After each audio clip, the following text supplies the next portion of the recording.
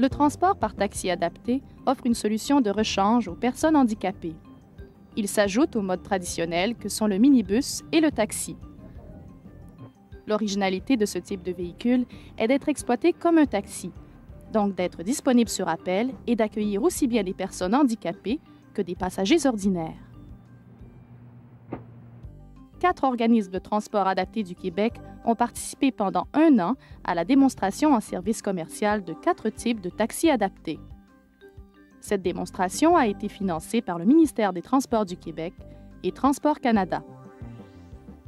Le GSM, fabriqué à Saint-Laurent par GSM Design, est exploité par la STCUM sur le territoire de la communauté urbaine de Montréal. L'une de ses principales caractéristiques est d'être doté d'une 4e porte située sur la gauche du véhicule, ce qui facilite grandement les manœuvres d'attache des usagers en fauteuil roulant. Le Care Concept, dérivé d'un Dodge Grand Caravan de Chrysler, est aussi doté de 4 portières. Ce véhicule est distribué par Girardin. Il est à noter que son plancher a été surbaissé pour y faciliter l'accès. Ce véhicule est exploité sur les territoires de transport feu vert à Thetford Mines et de transport adapté l'autonomie à Saint-Georges. Le Paravan est aussi dérivé d'un Dodge Grand Caravan. Modifié par Paravan de Boucherville, il est doté d'un toit surélevé et compte 3 portières. Il est exploité sur les territoires de la STCUM et de la communauté urbaine de Québec, dans ce dernier cas par transport adapté du Québec Métro. Les 2 grandes particularités du J16 de Fair Access sont sa rampe d'accès qui est fixée au véhicule et son plancher surbaissé. D'autre part, comme le Paravan, il est muni de 3 portières et est également dérivé d'un Dodge Grand Caravan. Il est exploité sur le territoire de la communauté urbaine de Québec. Dans le cas du Care Concept et des autres modèles dérivés de mini-fourgonnettes Chrysler, lorsque la banquette centrale et le siège avant sont installés, ils peuvent accueillir 6 passagers ordinaires. Ceux-ci peuvent évidemment être retirés pour accueillir des passagers en fauteuil roulant. Ces divers types de taxis adaptés ont été conçus de façon à faciliter le travail du chauffeur et à accroître le confort du client. Voyons un peu les caractéristiques techniques particulières à chaque véhicule.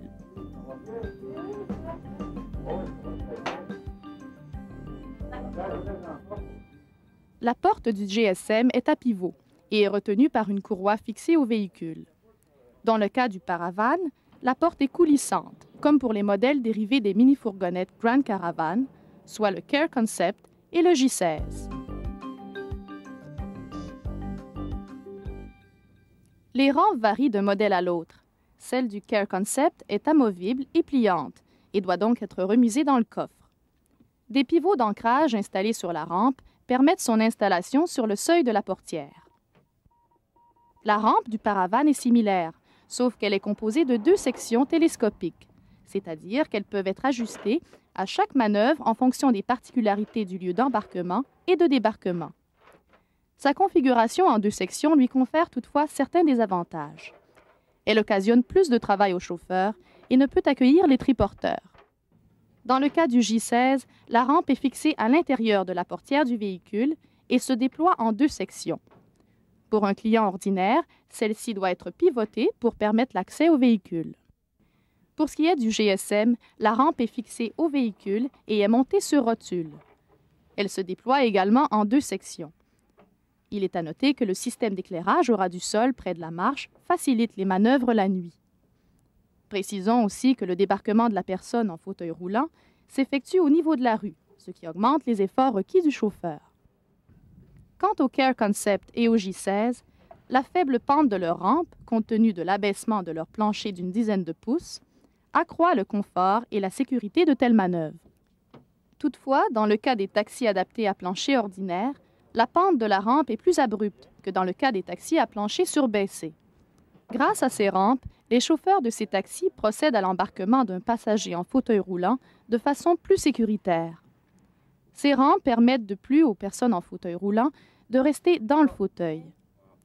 À titre de comparaison, le chauffeur d'un taxi ordinaire a beaucoup plus d'efforts à fournir dans une telle situation. Or, le taxi ordinaire accapare actuellement 43% des déplacements des personnes handicapées. le taxi adapté permettrait d'accroître le service assuré, et ce, aussi bien pour les personnes en fauteuil roulant ordinaire qu'en fauteuil roulant motorisé.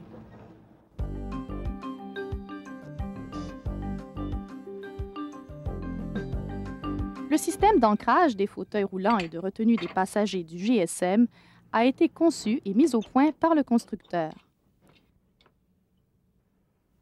Pour ce qui est des autres véhicules, les systèmes d'attache utilisés sont du type que l'on retrouve dans les minibus, soit les systèmes Q'Strength et AeroQuip.